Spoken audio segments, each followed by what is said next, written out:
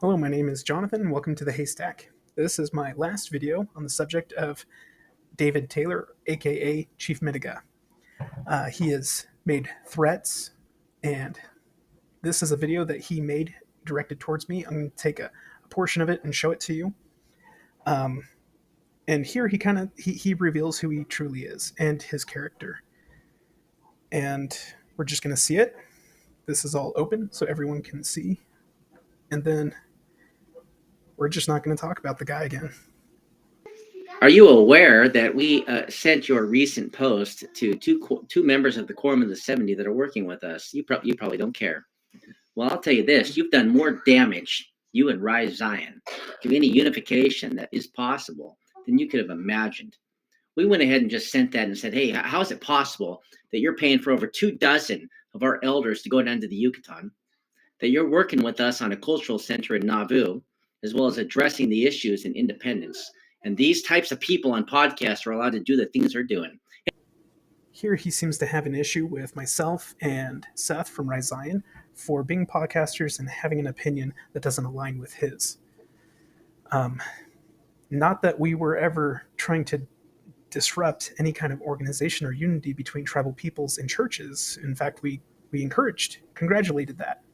The only thing we said, at least for me, what I can say of myself, is that I didn't recognize him as holding keys or authority of the priesthood, or that he is gathering scattered Israel. I do not believe he is a prophet. I don't think that's a mean, harsh thing to say. It's a very honest thing. And so he wants to censor my voice, not allow free speech, and he doesn't want me to believe what I want to, how I believe. So, and I think he really is projecting and himself wanting to speak on behalf of the various churches and the native peoples. Otherwise, he wouldn't be so angry. I mean, it's his will that is being interrupted, and this is what causes anger. If he was going about the Lord's will, he would not be filled with anger. He also mentions two 70s, two LDS church leaders, and he doesn't name them. We don't know who they are. He keeps a lot of things in the dark and ambiguous, and then we have yet to see a lot of things that he's talked about. But I think he could be actually speaking to one of the 70s, and I would guess it would most likely be Elder Echo Hawk. He works with Native tribes. He's a former attorney general. He has association with Idaho. I have a high admiration for this person. Yet I don't think Elder Echo Hawk would endorse the types of things that David Taylor's saying. Hey, Haystack, you don't speak for your church. You don't even know the gospel. You don't. And I do live in Idaho, Haystack. I would gladly come and meet you face to face and say to my face what you think is what it is that you feel is true. The truth is you wouldn't. So he's free to have his own opinions. I really don't care. That's fine. But the funny thing is that I have tried contacting them. Like when I did my response about Chief Midegah previously, it's one of the bigger videos. I contacted Zion Media, or at least I contacted David Douglas with Zion Media and talked to him beforehand because I did have a disagreement. And we just talked about it over the phone.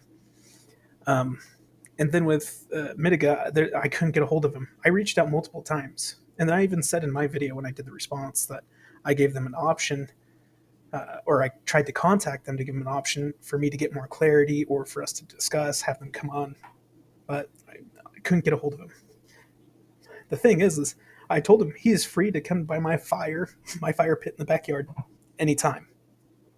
I mean, I'm going to withdraw that because he's obviously unstable and he's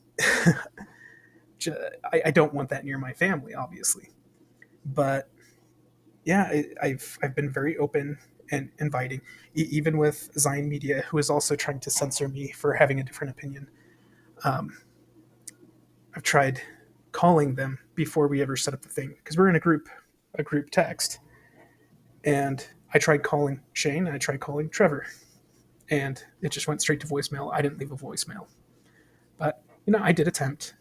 And so these things about hiding, I think I've shown that I'm not hiding, and I have nothing to hide. I'm just saying, hey, what you're saying is not true, or you don't need to be mad for someone else not agreeing with something.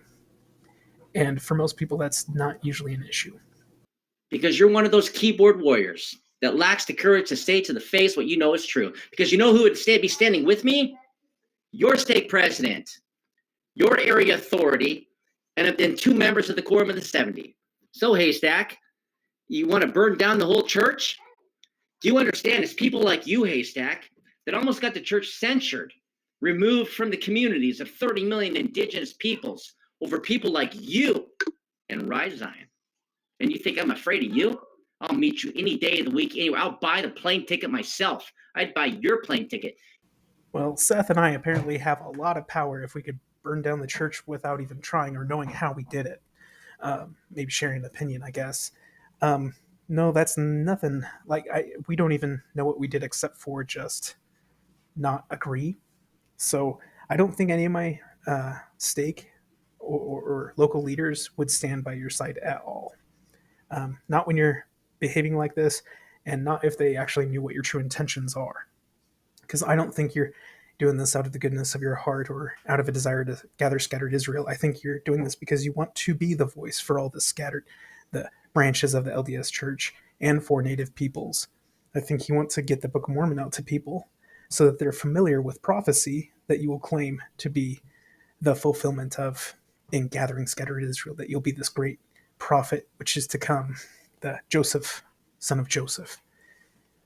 And so I think you're doing this purely out of your own design to be a false prophet and purely out of apostasy and selfish reasons. So that's my opinion. You picked a man of war. I'm not a man of peace. I'm trying hard to be a man of peace. I'm a man of war. Well, here he says it himself. He's a man of war, you know. So that's his fruit. He is a man of war, not of peace. Being peaceful is hard for him. I'm a man of peace. I at least try to be. I was trained in how to defeat men of war and how to maintain peace and order. Doing that in law enforcement. But yeah, um, so I'm not too worried because here he's saying it all himself. He's revealing his true nature. God picked a man that would break the walls down. I've united all the branches and Israel and all the tribes of 150 nations representing 30 million indigenous peoples. Who the hell are you, Haystack?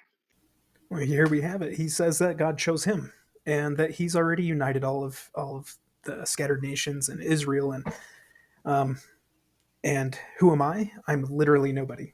And I've said that multiple times. I'm literally nobody. I'm just an average, normal person who is tired of getting stepped on and pushed over by Gadiantans and ambitious, angry people. People who are deceitful and selling snake oil. I'm tired of it. I've so I'm just standing resolute and being honest. And light always disrupts darkness, and the wicked take the truth to be hard. Okay, so I'm standing resolute. I'm not going to be intimidated by bully tactics or by mobocracy. All right, I think he's very dangerous to the tribal nations and to the churches he's been baptized into. He he seems to be the person who is in control, or he seems to think he's in control or speaking on behalf of them. And this is the last person I would care to see in any form of power. This guy has unrighteous dominion written up and down on him. I think the best thing to do is shine a light on this true nature, and so we can have a better discernment. To me, this is a tender mercy that we can more clearly see how deceptive this person is, and it's a tender mercy that we can finally see this true nature before he leads too many people on a wrong path and makes some crazy announcement. He also seems to presume to hold the salvation of 30,000 or 30 million Native Americans in his hands based on his own temperament. So don't get him angry. And that's more fragile than walking on eggshells. So it just seems wrong. that it seems like he's holding people hostage based on whether he is annoyed or not, and he wants to hang this over people's heads and say, you do what I say, church, and get your members in line, make them agree with me. Nobody was ever fighting against the coming together and doing a cultural center. Nobody. What I think actually is happening here is he's projecting his own insecurities. The psychological term of projection is the process of displacing one's feelings onto a different person, animal, or object. The term is most commonly used to describe defensive projection, attributing one's own unacceptable urges to another. For example, if someone continuously bullies and ridicules a peer about his insecurities, the bully might be projecting his own struggle with self esteem onto the other person. Just to hammer down the disclaimer, I obviously don't speak on behalf of anybody, any church. That's always been written on my YouTube channel. And so I'm just clarifying, just in case anybody tries to continue making those types of accusations. Um, Everything here is my opinion based on my observation and my experience and the evidence. And you take it for what you want. And whatever you choose, that's your choice. I'm fine with it. But I also will not be intimidated or censored just simply for having a different opinion. All right. That's it. That's the end of Mr. Midegah. I will say the person who did set me on the path of studying Ojibwe in the first place was this wonderful Ojibwe man. His name is James Vukolich. His last name is Kageaba. He's the author of The Seven Generations and the Seven Grandfather Teachings. It's a book I have. I've left a review on it. This man has such a gentle spirit, and I have learned far more about the Ojibwe culture and people just by his social media and what he puts out. He's teaching people. He is such a genuine person. He is doing more for the Ojibwe and Native peoples by small and simple means than Mr. Midegah. Okay, so he is somebody I would certainly recommend you to check out to help and assist, and he's doing so much to teach the Ojibwe language. He's amazing. Please check him out. But thank you. Take care, everyone.